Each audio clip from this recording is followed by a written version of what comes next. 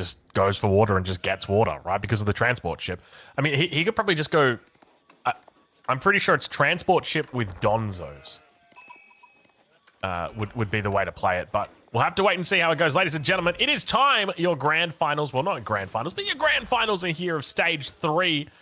It is time to witness battle. Time to do battle. Ladies and gentlemen, welcome to game number 1. Spawning in on the north side of the map in the color yellow as the Malians, we've got Beastyqt. And on the south side of the map, in the color red, on the Rus, representing Izzy Esports, it is MarineLorD. Beastyqt said he was gonna pick Malians a couple of times when he was watching the set prior to this one. MarineLorD comes in hot into this one. He just reverse sweeped Lucifron in the lower bracket, turning a 2-0 into a 2-3. Whereas for Beastyqt, this is the first and only set he plays today here. The first final that he could have a chance of winning, if I'm not mistaken, here in Golden League. Indeed, he does not have a final placement. He has 60 points, 30 points, and now a chance of 100 points even here in Golden League. But more importantly, these guys are fighting for $1,000 that will be awarded to the player who wins this bracket. $500 goes for the second place. All right, well, the first of the Donzos comes out, and immediately MarineLorD backs away, realizing that, well, he's not going to be able to achieve much out here with these villagers, so it's probably better that they just get on out. Go on, get. So now MarineLorD's in this bit of an awkward spot where he says, well, I can invest into fishing boats, but I don't even have a fishing boat out yet. He's going to do it. But does he look to play in the Dark Age, or is he just going to... Because I feel like you've got two choices. Either you play in the Dark Age and try and fight your enemy, or you just sack the dock. But if you're going to sack the dock, why would you make the fishing boats? Well, you do have a Ruse fishing boat, so you don't need a drop-off point for them, but yeah, it remains to be seen, because the problem here is that it's one thing that you don't need a drop-off point, but you only have shorefish here, so at any given point where you're fishing for the MarineLorD, the Donzos can actually reach you and just eventually destroy the fishing ship. That's the big problem. That's exactly it. They can just right-click on that fishing boat and follow it around wherever the fishing boat goes. Put a little bit of a patrol in, and of course, you know, MarineLorD can just go to the other side, but it's a lot of micro. We do see a second fishing boat is going to be coming out here, and I wouldn't be surprised if we look to see Beastyqt taking the center of the map here. Not a whole lot of villagers on wood at the moment. So maybe not going to be dropping down that dock. In fact, quite a lot of villagers on food still, so maybe just going to be sticking and committing to these Donzos. Won't be able to do too much damage, though, outside of this.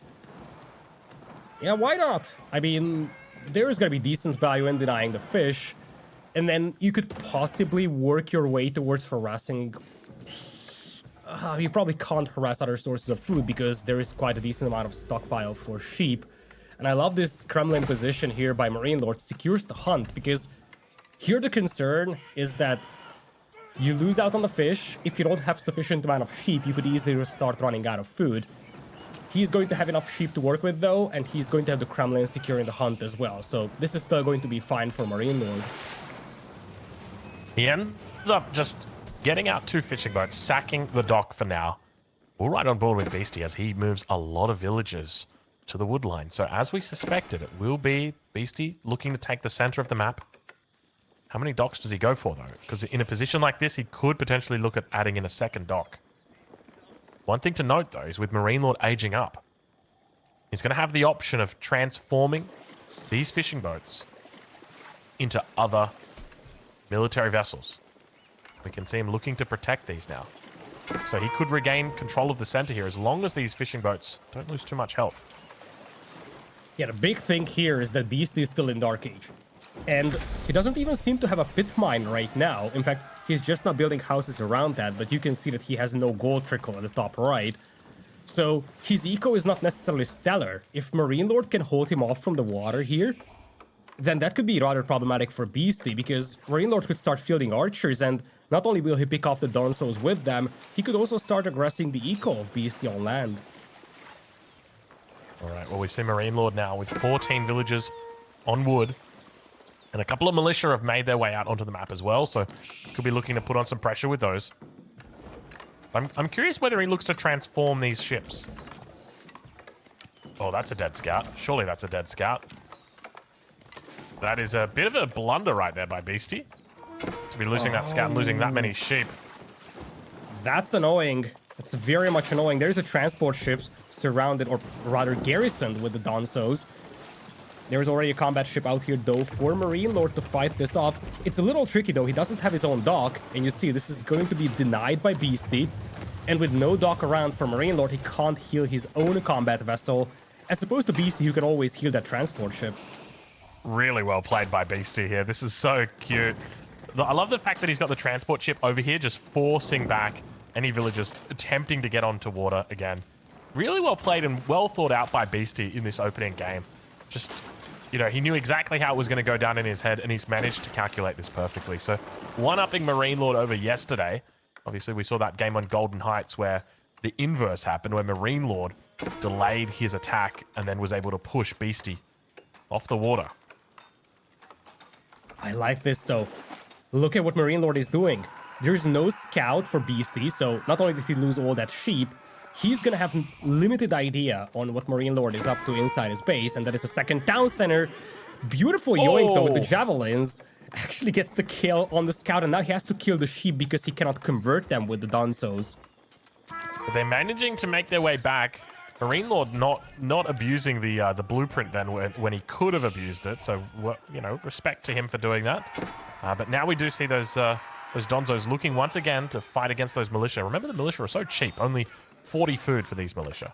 So basically throwing away nothing right here. Yeah, MarineLorD is close to that TC, and he needs to hurry because Beasty does have Donzos around, and he could potentially threaten that stone mine. Remains to be seen if Beasty spots this. If he sees the stone mining operation, he can deny the optimal TC placement. Looks like villagers will move to the north, though, and Beasty's gonna be a little too late to the party. Actually won't even spot the stone mine, so he might not know about the second TC coming up. Yeah, and you mentioned optimal TC placement. This looks like it. He secures gold, he secures wood, or rather food. But most importantly, secures a huge swath of land with that. Beasty now going to be spotting out that stone taken off it. And the worst part for Beasty is he just spotted that stone. He doesn't know how long that stone's been gone for. He just sees the number and he says, oh, Lord, that's 850 stone on that. There should be 1,200. And there's not. Yeah, now Beasty knows that there's a second town center somewhere. I think he's not going to find it immediately, but he can probably make an educated guess. He didn't see villagers moving to the south. Looking at the southern part of the map with limited amount of food and gold, that's probably not the direction that you expand.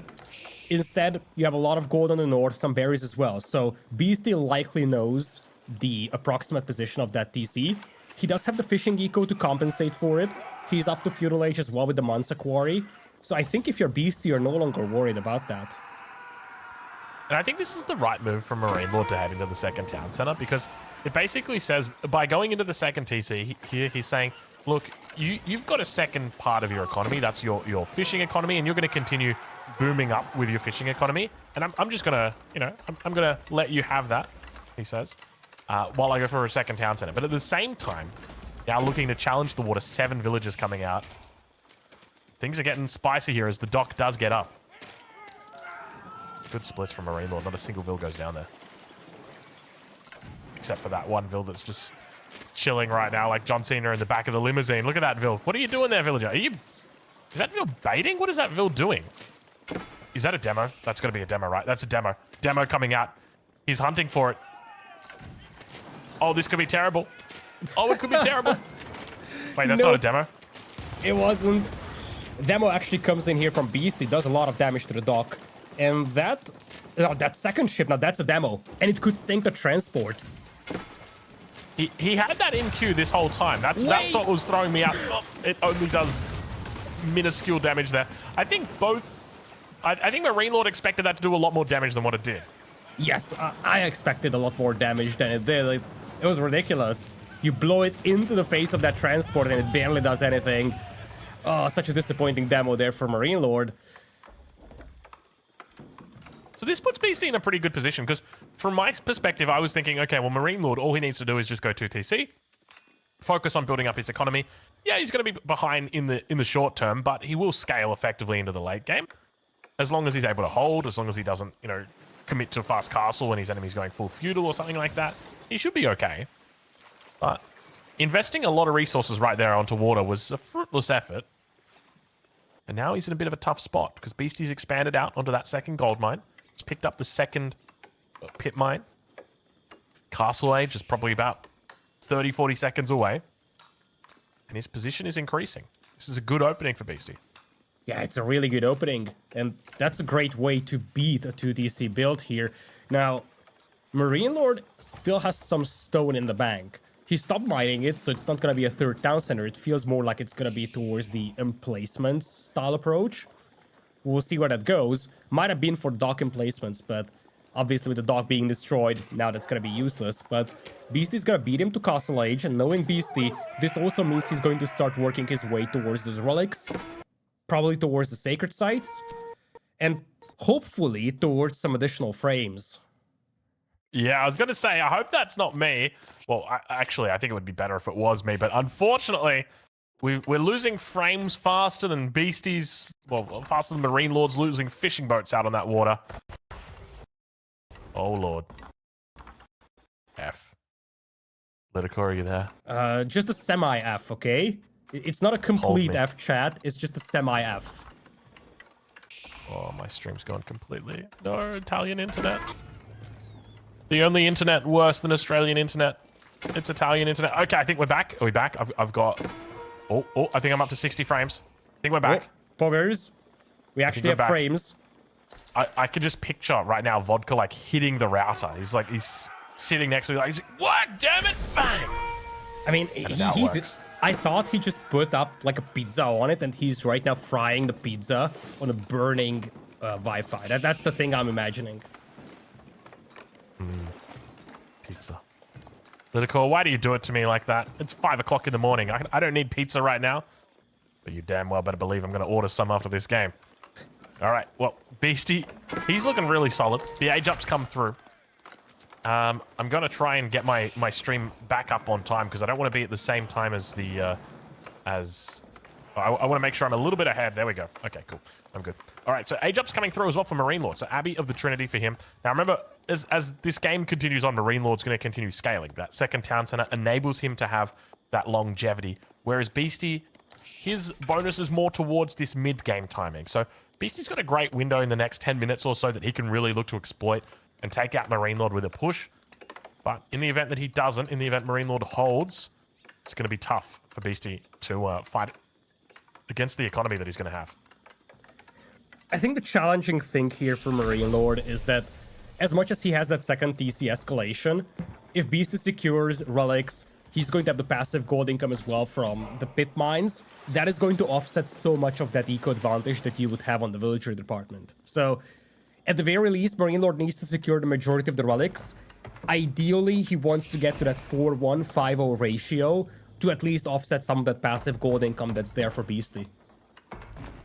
All right, well, we can see Beasty's got the first of the imams out. Second one is in queue as well. He's going to be looking to challenge one of those contested relics in the north of the map. It looks like he's got an imam heading out to, as we do have the walling villager getting chased down here. MarineLorD doing a great job with his use of these, I was going to call them prelates, but they are not prelates. They are militia.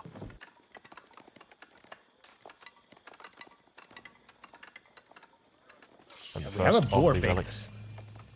Oh, really? Yeah, that's the boar. MarineLorD is expanding towards that. It's a lovely move. He needs to maintain that food economy. Like, as you said, he needs to make something happen here. Vololoing a warrior monk, that should not work out. But Donzo's come in time, so they should be able to push this one away. And once again, it looks like we are missing frames. Oh, rest in peace, frames. You will be missed. You will be skipped. And...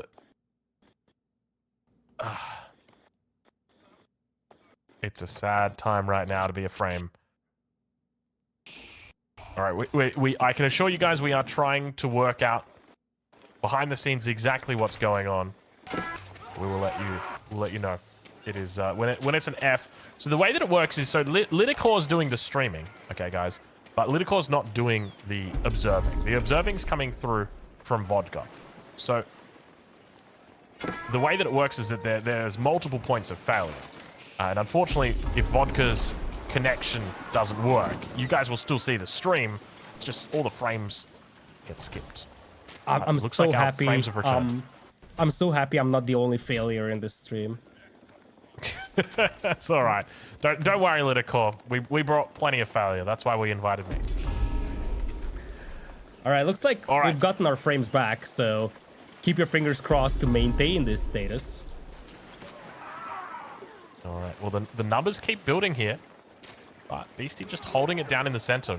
Remember, the longer this game goes on, the better it gets for MarineLorD. That window for Beasty closes. The numbers here looking pretty solid for MarineLorD. The only thing to note is that he's behind by about 20 military pop. Yeah, but that's worrisome. That's very much worrisome. Those archers already have poison arrows. Now we see sofas starting to get mixed in with imported armor coming in. That's a combo that's going to be difficult to deal with. Now, Roos can probably not match the quality of those archers, but they could very well match the numbers, and that may be enough. But I feel like here for MarineLorD, you really want to see at least 1 or 2 mangonels, make it much more difficult for Beasty to use those archers. Yeah, that was exactly my thought as well. It was, let's just go for a defensive mangonel. It makes it so difficult as well, because Beasty probably wants to be pushing that second town center. So there's nothing just to stop you from getting out of mangonel and just kind of camping on that town center. But we do see horsemen going to be coming through from MarineLorD here. So opting to move towards that cavalry number. And I think horsemen actually make a lot of sense here, right? Like when you've got arch numbers like this, they're very effective at dealing targeted damage towards a high health unit, like a knight. Whereas if you've got a horseman, it's a much more damage focused unit. And it looks like he's actually cancelled the horseman. Okay, there you go. So it looks like he's changed his mind.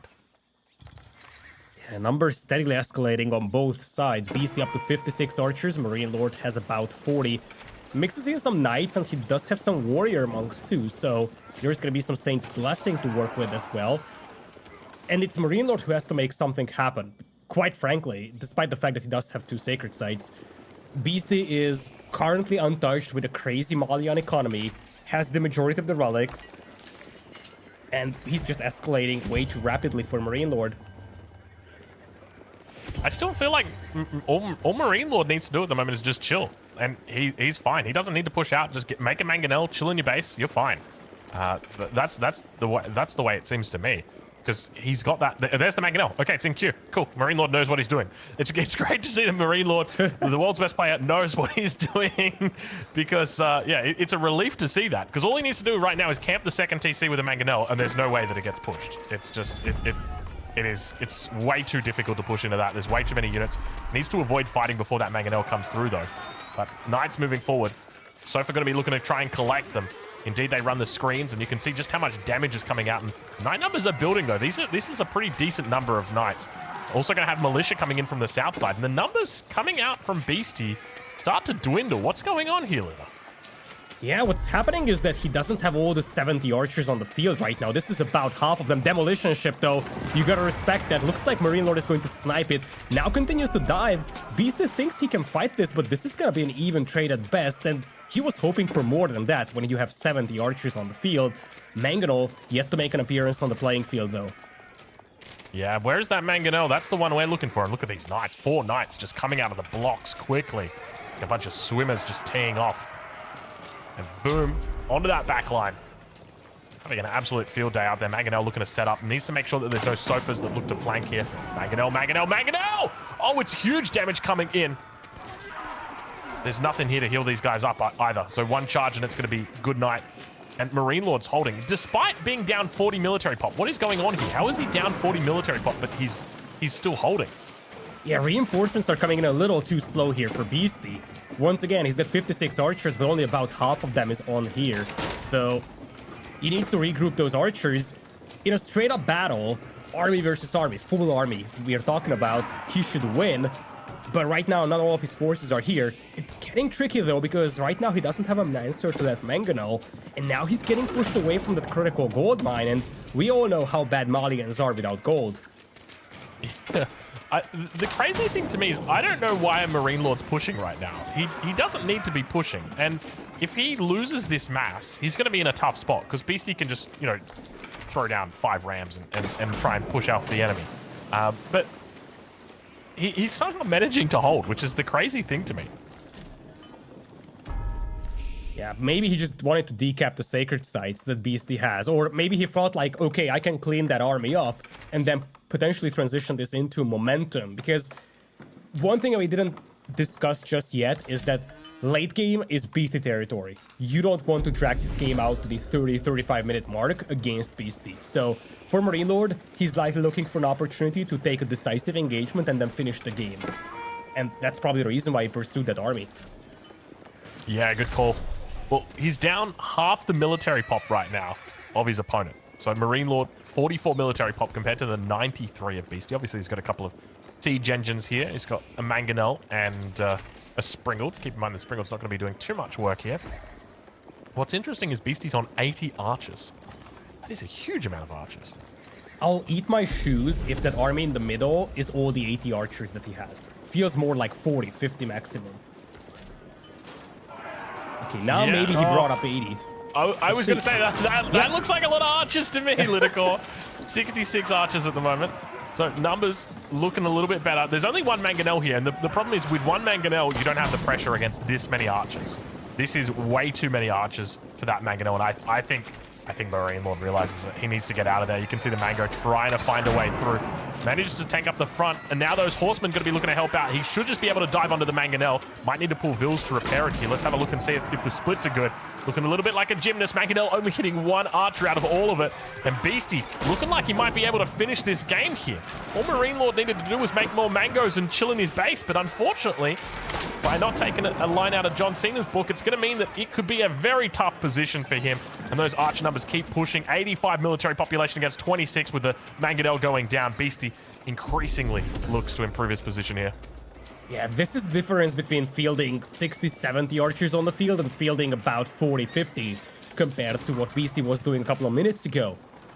He's now diving in with the entire army, and this is where that army advantage, that 70 archers that he has, is starting to show. Just brute force taking down the cavalry with poison arrows, and as you said, a single mangonel will be insufficient. 2 more in queue for MarineLorD, but now it's coming a little too late. Archers diving deep into the base, and there's a second layer behind this for Beasty. Oh, but the militia looking to help out. Remember, there's a 40 village difference between these two. He has managed to take out all the cavalry, and the Mangonel has arrived, so hold your horses right now. Military population starting to even up. Where did all these units come from? MarineLorD over on that west side of the map just finding production from somewhere.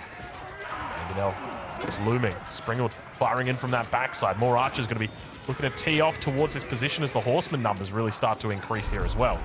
Just got to be careful of these so far. Mangonel gets a shot off. It's only going to be on the front line, so MarineLorD showing his hand a little bit too early here. I'd love to see him go up to 2 Mangos before taking these fights, though. 2 Mangos is going to allow him to one-shot the archers, and it means that you're not going to be able to dance too much. Yeah, critically, MarineLorD decapped one of the sacred sites on the south. Beasty is just now capping it back, and Beasty had a timer down to about 6.5 minutes. So with MarineLorD decapping that, there is no longer the looming threat of a sacred site victory for Beasty. So MarineLorD can once again sit back a little bit.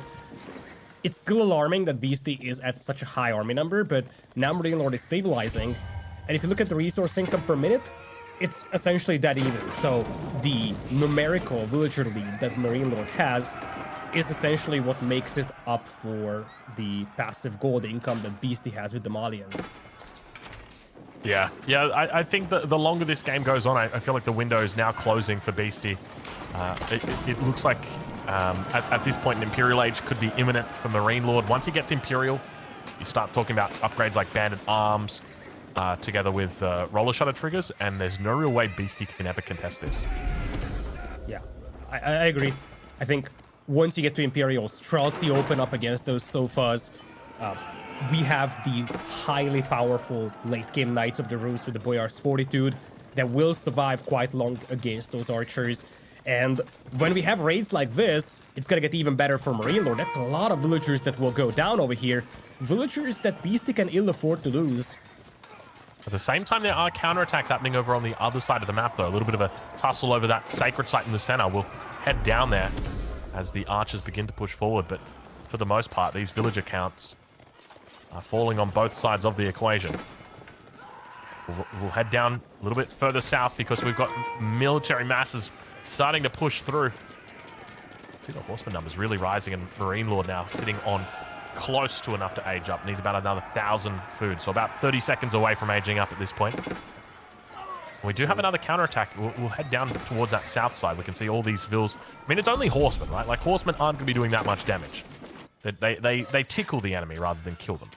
Well, you say that, but MarineLorD has managed to kill 33 eco in this game, so that's as good as it gets for those horsemen, and you can see that the field is just littered with dead bodies, beasted down to 55 eco, so for MarineLorD, he has gotten what he wanted out of these horsemen.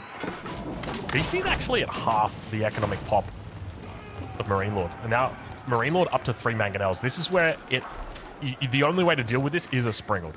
You can't deal with this in any other way. I mean, you can go for mass cavalry, but with MarineLorD always having the prospect of a nice, good, solid archer ball on top of it, makes it very difficult to counter them with cavalry. Yeah, having said that, Beasty has 41 cavalry units on the field right now, 19 sofas with imported armor, plus 22 warrior scouts, and that's getting rather alarming here for MarineLorD, if you ask me, especially when the mangonels are completely undefended. This is an interesting strategy, MarineLorD. Could you tell us a little bit about this and why you decided to throw away all of these units? That's 2,800 resources worth of units that have just gone in the blink of an eye. And now it's ugly.